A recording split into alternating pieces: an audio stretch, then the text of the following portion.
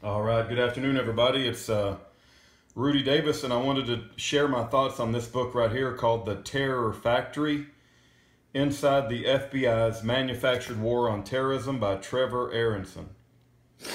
So, it's been a long day, but I did finish this book today. I have an account with audible.com, and I had about an hour and a half to go, and so I finished the book by listening to it, walking around the lake. And I thought it's no time like the present to share my thoughts while it's fresh in my mind. I've been reading it for several weeks. I just didn't get a chance to go through the last few chapters. So it's a very good book, but there is some caveats. There's some things that I strongly dislike about the book. He hasn't figured out 9/11. He doesn't understand, he's not awake to false flag events. He doesn't understand the truth of 9/11. So he's definitely plugged into mainstream.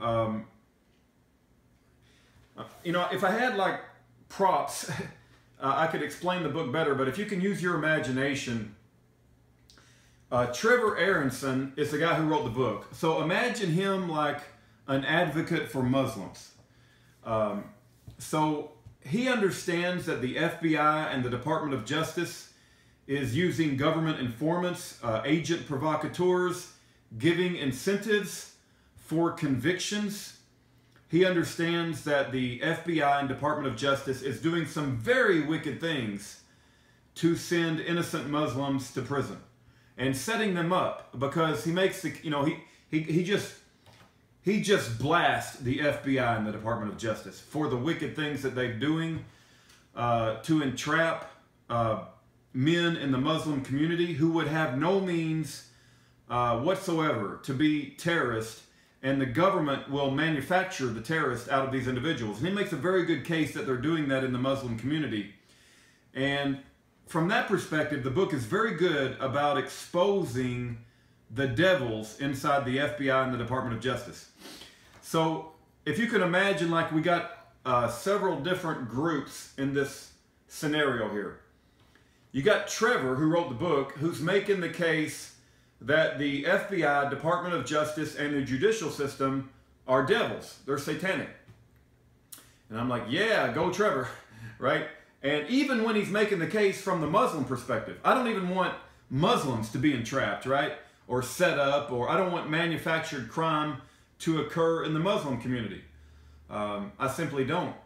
I got into a conversation with someone the other day, and I said, well, I don't think journalists should be physically abused. And they said, well, what about Bill O'Reilly, or, all these, who's that lady that I can't stand? She got real short hair. Rachel Maddow, right? There was another guy who gave Orly Tates a hard time. I can't remember his name. Anyway, it's like if you say it's okay to abuse journalists, then you're opening the door for what they did to Jeffrey Winehouse, right? They shot and imprisoned him. He was a journalist that was exposing corruption. So what's good for the goose is good for the gander. And so again, if you break people into different categories, right? You got Trevor Aaronson, who is a leader of the Muslim community, standing up for the Muslim community, pointing his finger at the Department of Justice and the FBI, saying, you guys are evil and wicked for what you're doing in manufacturing crime in the Muslim community. And because the Congress has allowed the FBI to spend so much money in that area, when you allow an organization and you fund an organization to spend billions of dollars looking for domestic terrorists, when you put that much money into it, guess what's going to happen? You're going to find domestic terrorists. It doesn't matter if there are any or not. You'll find some, because so much money was spent. You better come up with something. And so they have to, it's just like Waco. Waco was Operation Showtime. So they had to make a boogeyman out of David Koresh and the Branch Davidians in order to justify the ATF. They have to justify spending all this billions of dollars, so they have to manufacture crime. So Trevor Aaronson does a real good job at defending the Muslims and making the FBI and the Department of Justice exposing their evil. Now you've got not only Trevor Aaronson, you've got the Muslim community, you've got the devils, the absolute devils in the FBI and the Department of Justice, the wicked, satanic organizations known as the Federal Bureau of Investigations and the Department of Justice. You've also got mainstream America, which is pretty much like Sodom and Gomorrah nowadays. And then on the sideline, a small group of people, you have Christians. And I put myself in that category. I'm a Christian, right? And so I'm watching, for the first 80% of this book, 85% of the book, I'm reading this book and I'm like, go Trevor, give him hell, Trevor. And I'm like, you're doing a great job. And I didn't even care that he was like mainly writing this from a Muslim perspective. I didn't care. You know, I just wanted him to expose what the FBI and the Department of Justice was doing. But in the last 20%, maybe the last 15% of the book, this is what I highly don't like about the book. He basically, you know, if we're in a courtroom or if we're in a group of people, right, and I just named off all the parties, you got the devils, Department of Justice and FBI, you got Trevor, who's trying to defend the Muslims, you got mainstream America, who's just, you know, Sodom and Gomorrah, listening to whatever argument they want to listen to, or, you know, watching Katy Perry or Britney Spears, right? You got and then you have your Christians. Now Christians, when they want fairness, they want truth and fairness for everybody. They don't just argue for truth and fairness for Christians, right? I mean, a true Christian will say, hey, we should have justice. The Bible says justice is fallen in the street, but we want justice for all of the society, right? But anyway, what Trevor does in the last part of his book is he takes the finger and he says, okay, you guys are going after the Muslims and you guys have done all this and you've manufactured crime and you've sent innocent men to prison and you've created crime when there never would have been any crime, and you've used people that are on the outskirts of society that would never have had the means nor the original ideas to do the things that you implanted and you provoked them to do. And then what Trevor Aaronson does is he takes the finger and points it at the Christians, right? And he points it at sovereign citizens, and he points it at constitutionalists, and he points it at right-wing patriots. And he says, those guys are the true terrorists. You should go after them because they're the really, really horrible ones. You need to go after the right-wing domestic patriots, domestic terrorists. And he just unloads on right-wing domestic terrorism. And he talks about how bad we are and constitutionalist and anti-government. And he spends page after page after page going into this Kane incident, this Kane shooting. I think Bob Poddart got a sunshot.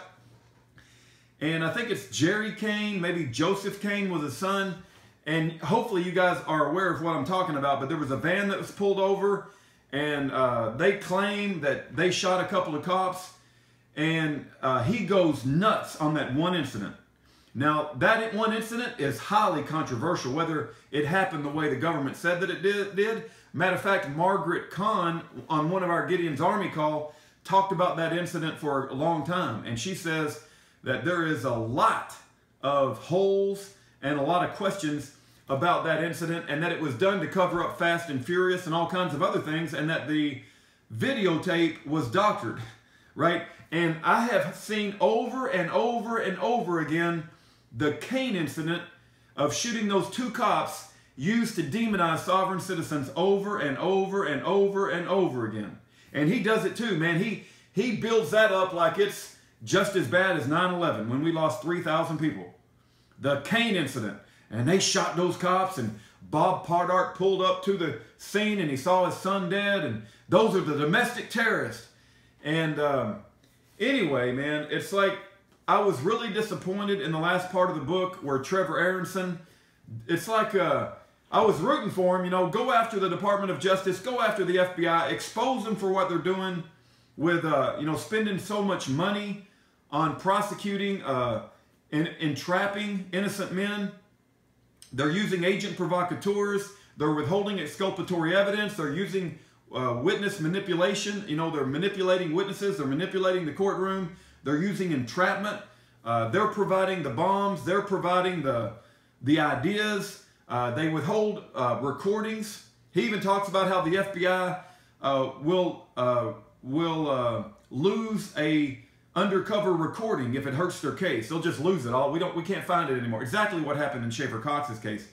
But from Trevor Aaron's perspective, since he's so tainted with, you know, protecting Muslims, he doesn't understand that the same things the FBI are doing to Muslims, they're also doing to right-wing Christian patriots.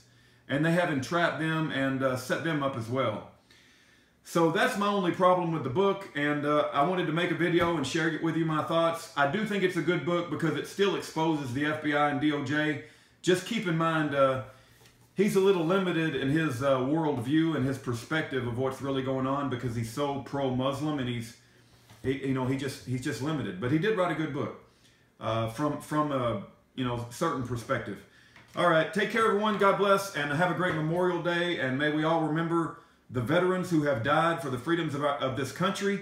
May we not let their deaths go in vain, and that includes fighting enemies, both foreign and domestic. And I would say the biggest threats that we have in this country are domestic right now.